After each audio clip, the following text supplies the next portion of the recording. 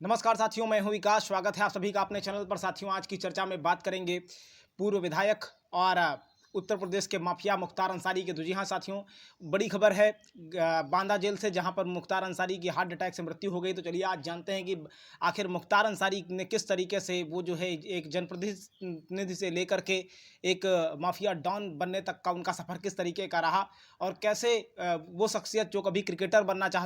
चाहती थी, उसके बाद वो बल्कि वो एक माफिया डॉन बन गई। तो आखिर जानते हैं कि कैसे मुख्तार अंसारी अपराध के रास्ते पर चल पड़ा और किस तरीके से मुख्तार अंसारी ने अपराध की दुनिया का सफ़र तय किया और कैसे कैसे उन पर मामले दर्ज हुए। तो चलिए जानते हैं। अगर हम बात करें मुख्तार अंसारी के जन्म की, तो मुख्तार का जन्म 30 जून 1963 को गाजीपुर में हुआ था। जी हाँ, अगर इनके माता पिता की बात करें तो बेगम राबिया और सुभानुल्लाह अंसारी की संतान जो मुख्तार अंसारी थी, इनको बचपन से ही काफ़ी मतलब जो है एक तरीके से रुतबा गालिब करने का शौक़ था। मुख्तार अंसारी बचपन से ही शॉर्टकट के माध्यम से दुनिया में आगे बढ़ना चाहते थे। यही वजह रही कि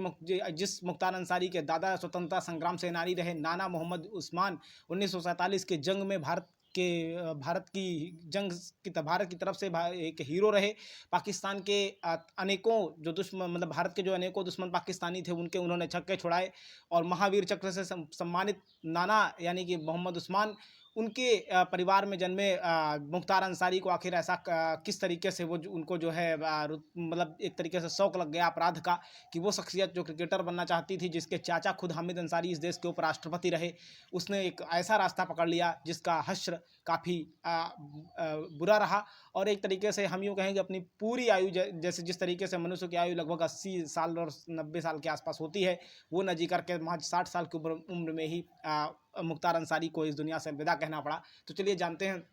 कि मुख्तार अंसारी की शिक्षा की अगर हम बात करें, मुख्तार अंसारी ने पोस्ट ग्रेजुएशन किया हुआ है। क्रिकेट के शौकीन थे, जैसा कि मैंने कहा क्रिकेटर बनना चाहते थे, लेकिन वो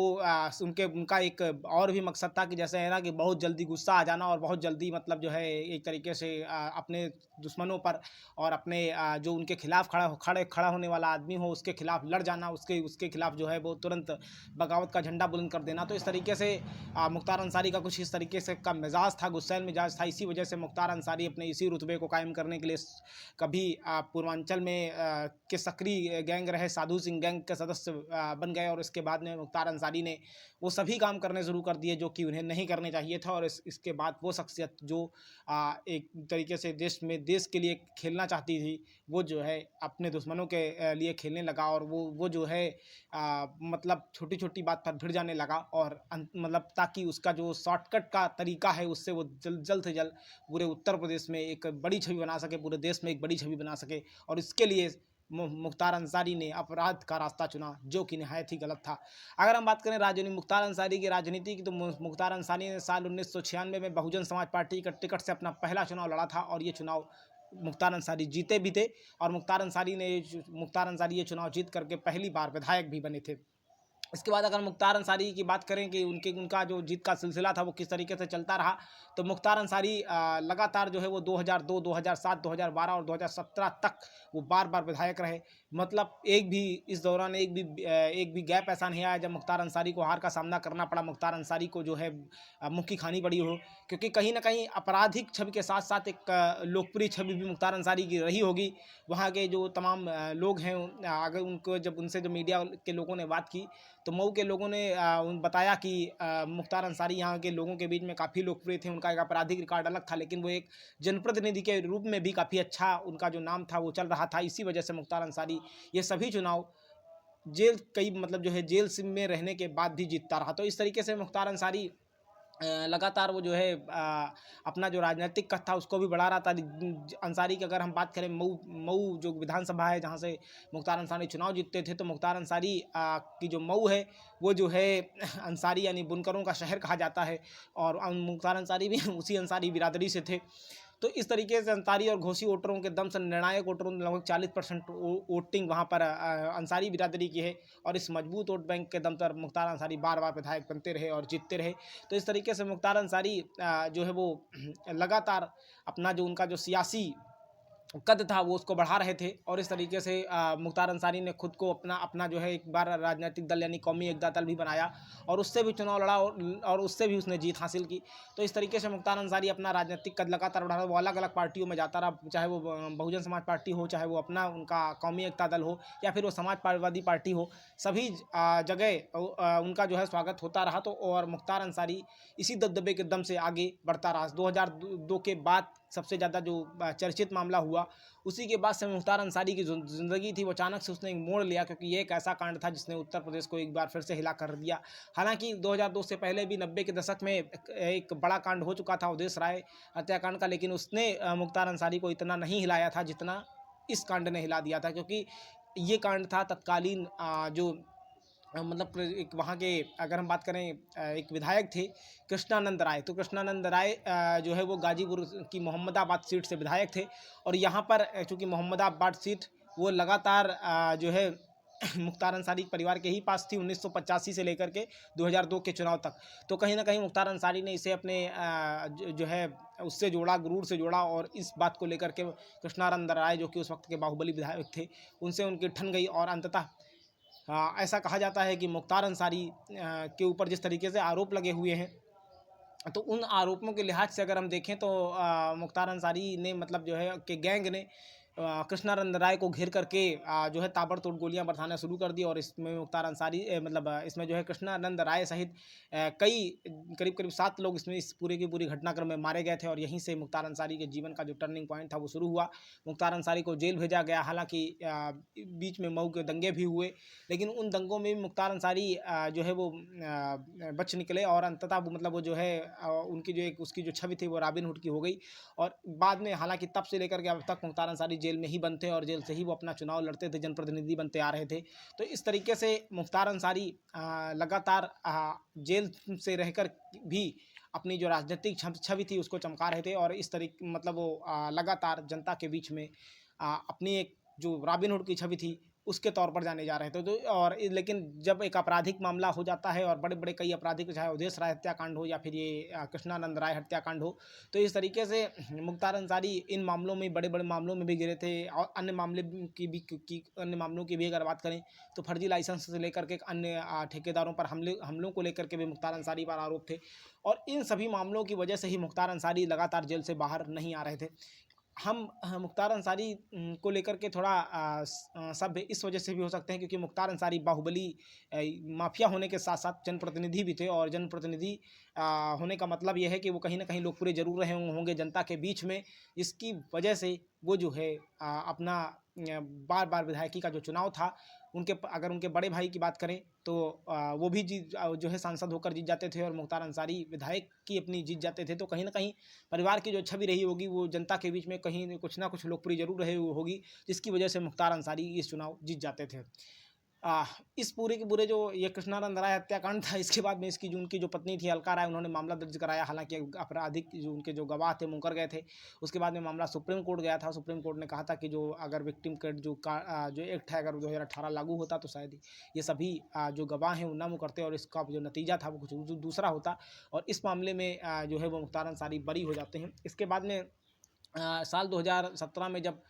बनती है उत्तर प्रदेश की योगी आदित्यनाथ सरकार, तो योगी आदित्यनाथ सरकार बनने के बाद में मुख्तार अंसारी पर ताबड़तोड़ एक्शन शुरू होता है और एक्शन में चाहे वो मुकदमे दर्ज करने की बात हो या फिर वो गैंगस्टर के मतलब गैंगस्टरों जो साथी गैंगस्टर थे उनके ऊपर शिकंजा कसने की बात हो, गैंगस्टर एक्ट में मामला दर्ज करने की बात हो, संपत्तियों को कुर्क करने की बात हो, संपत्तियों को जमींदोज करने की बात हो, अनेकों ठिकानों पर मुख्तार अंसारी और उसके गुर्गों पर जो है बुलडोजर चल चुका था और इस तरीके से लगातार योगी आदित्यनाथ सरकार अब तक के रिकॉर्ड के मुताबिक 200 करोड़ से ज़्यादा की संपत्ति की जब्ती, कुर्की और ध्वस्तीकरण की कार्रवाई कर चुकी है और लगातार योगी आदित्यनाथ सरकार इस पूरे के पूरे माफिया गैंग पर ही सरकार बनने के बाद से अपनी नज़र टेढ़ी की हुई थी और लगातार इनके ऊपर शिकंजा कसा जा रहा था। बुलडोजर एक्शन अपनी पूरी गति में था, उधर चाहे वो अतीक के ठिकाने हों या मुख्तार के या विकास दुबे का ठिकाना हो या फिर किसी और का, सभी जगह पर योगी का बुलडोजर गरज रहा था और इसकी जद में लगभग सभी अपराधी आ रहे थे और इसी में मुख्तार अंसारी भी योगी आदित्यनाथ के मतलब जो सरकार है मौजूदा उसके कहीं ना कहीं निशाने पर थे और लगातार उनकी जो होटल हो या अवैध कोई भी ठिकाना, चाहे वो लखनऊ की बिल्डिंग हो या फिर मऊ के होटल हों, गाजीपुर के होटल हों, उन सभी जगहों पर बुलडोज़र अपना काम लगातार कर रहा था। इसके बाद में अगर हम बात करें जो मुख्तार अंसारी का मतलब जो उनके जो जो ठेके वगैरह थे, जिस तरीके से चाहे वो रेलवे के ठेके हों या कोयले के ठेके हों, उन सभी जगहों पर भी लगातार उनके जो विरोधी थे, जैसे चाहे वो मतलब जो है सरकार हो या फिर वो माफिया ब्रजेश सिंह हो, वो सभी अपनी कार्रवाई ताबड़तोड़ मतलब जो है उनको लेकर के भी कहीं ना कहीं आपस में खींचतान मची हुई थी और ये चीज़ें भी लगातार चल रही थी। और इसी बीच जो है ब्रजेश मतलब सिंह मतलब जो है वो एमएलसी भी होते हैं। तो कह तब उस वक्त कहा जा रहा था कि शायद विवाद खत्म हो जाएगा, क्योंकि मुख्तार अंसारी जेल में है और सारे के सारे जो चीज़ें हैं वो दोनों के बीच में गैंगवार ख़त्म हो जाएगी। हालांकि इसमें शांति भी दिखी, लेकिन जो पुराने मामले थे उनको लेकर के लगातार जो सरकार का शिकंजा था वो कसता जा रहा था। मुख्तार अंसारी को एक धमकी के मामले में पंजाब की जेल में भी रहना पड़ा और मुख्तार अंसारी पंजाब की जेल में भी कुछ दिन रहा, लेकिन जब किसी मामले को लेकर के सुनवाई चल रही थी, तो आखिरकार मुख्तार अंसारी को जो है किसी भी तरीके से, यानी कि काफ़ी जद्दोजहद के बाद पंजाब की जेल से उत्तर प्रदेश की जेल लाया गया और यहाँ पर फिर मुख्तार अंसारी पर मुकदमा चला। कई मामलों में मुख्तार अंसारी को सज़ा हुई। अगर हम सज़ा की बात करें, बीबीसी की रिपोर्ट के मुताबिक सज़ा की बात करें, तो चाहे वो जेलर के धमकाने का मामला रहा हो, जैसा कि बीबीसी की रिपोर्ट बताती है, तो उसमें जेलर को धमकाने के मामले में भी मुख्तार अंसारी को सज़ा हुई। गैंगस्टर के तहत 5 साल का कारावास हुआ। पत्नी अफसा अंसारी और बेटे अब्बास अंसारी को जो है फरार घोषित किया गया। अफजाल अंसारी के घर को भी ढाया गया, लखनऊ स्थित लखनऊ विकास प्राधिकरण ने ढाया। फिरौती के मामले में 2019 से जो पंजाब, जैसे कि मैंने बताया कि पंजाब जेल में बंद थे, उसके बाद यूपी में ट्रांसफ़र किया गया। अगर हम जनसत्ता की रिपोर्ट को देखें तो जो बड़े आपराधिक मामले दर्ज थे मुख्तार अंसारी पर, तो चाहे वो अवधेश राय हत्याकांड हो, जिसमें इनको उम्र कैद हुई थी, उसके अलावा वसूली से लेकर के जो अलग अलग तमाम मामले थे उन पर भी जो है मुख्तार अंसारी पर शिकंजा कसा हुआ था।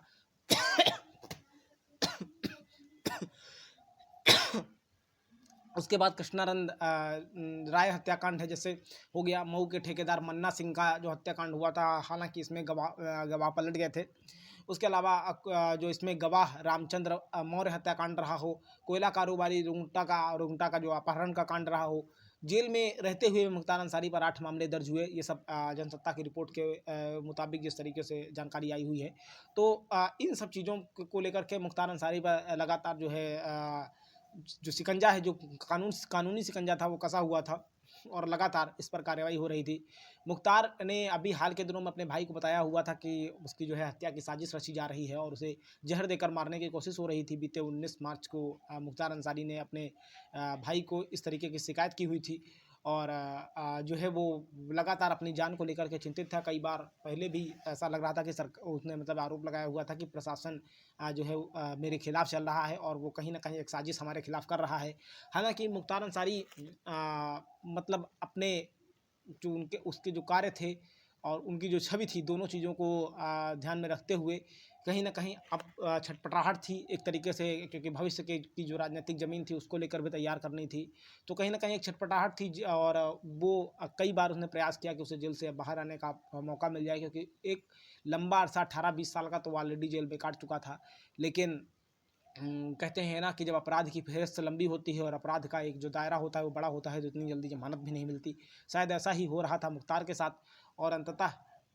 वो दिन आया जब मुख्तार अंसारी को जो है इन्हीं सब ऊहा-पोह के बीच मतलब कहीं न कहीं एक, जैसे कहते हैं ना कि जो दिल धड़कन आदमी की बढ़ जाती है, एक लंबा अरसा जेल में कटा हो, लंबा अरसा फिर जेल पे काटना हो, तो कहीं न कहीं इन चीज़ों को ध्यान में रखते हुए मुख्तार अंसारी के दिल की जो धड़कन होगी वो ज़रूर बढ़ रही होगी, बेचैनी होगी। और इसी बेचैनी की वजह से शायद मुख्तार अंसारी को कल रात मतलब जो है बांदा जेल में उसे जो है हार्ट अटैक आया और वहीं पर उसकी मौत हो गई। बाद में उन्हें मेडिकल कॉलेज भी ले जाया गया, बांदा मेडिकल कॉलेज में, जहाँ के डॉक्टरों ने उसे मृत घोषित कर दिया। और इस तरीके से मुख्तार अंसारी, जो कि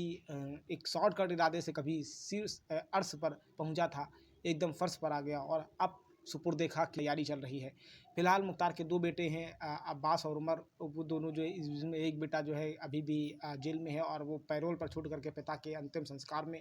पिता के जो नमाज़े जनाजा कार्यक्रम में जो है शामिल होने का प्रयास कर रहे हैं। अब और एक बेटा भी मुख्तार अंसारी का जनप्रतिनिधि है। तो लगातार इन चीज़ों को ध्यान में रखते हुए अब इस पर सरकार या कोर्ट को अपना एक्शन लेना है। पैरोल मिलती है नहीं मिलती है ये तो वक्त ही बताएगा। फिलहाल अलग अलग पार्टियों की तरफ से मुख्तार अंसारी को श्रद्धांजलि देना जारी है। समाजवादी पार्टी ने भी अपनी श्रद्धांजलि दी हुई है। अन्य कई पार्टियों ने भी मुख्तार अंसारी को लेकर के अपनी अपनी प्रतिक्रियाएँ दी हुई हैं। एक वो शख्सियत जो कि मैंने जैसा कि पहले कहा था कि कभी क्रिकेटर बनकर इस देश के लिए खेलना चाहती थी, एक अपराधी बन गया और वो अपराध का ऐसा मतलब शहंशाह बना, अपराध की दुनिया का एक वो डॉन बना जिसका जो हश्र था, मतलब जिसका जो अंत था वो जेल में रहते ही हो गया। या हम यूँ कह सकते मुख्तार अंसारी की ज़िंदगी के लिहाज से कह सकते हैं कि काफ़ी दुखद अंदर रहा। पूरी बीते जो 18 साल मुख्तार अंसारी के रहे वो लगातार कोर्ट से जेल से कोर्ट जाने में ही लग गए। तो इस तरीके से मुख्तार अंसारी का जो सफ़र था वो थम गया और मतलब एक माफिया, एक विधायक, एक जनप्रतिनिधि हमेशा के लिए जो है वो इस धरती से पैदा हुआ और धरती की गोद में ही समा गया। तो साथियों आज की चर्चा में मुख्तार अंसारी पर रखता हूँ इतना ही। मिलते हैं फिर किसी अगले टॉपिक पर, तब तक के लिए मुझे दीजिए इजाज़त। आप सभी ने इतनी देर तक देखा इसलिए आप सभी का बहुत बहुत धन्यवाद। Thank you very much. जय हिंद, वंदे मातरम।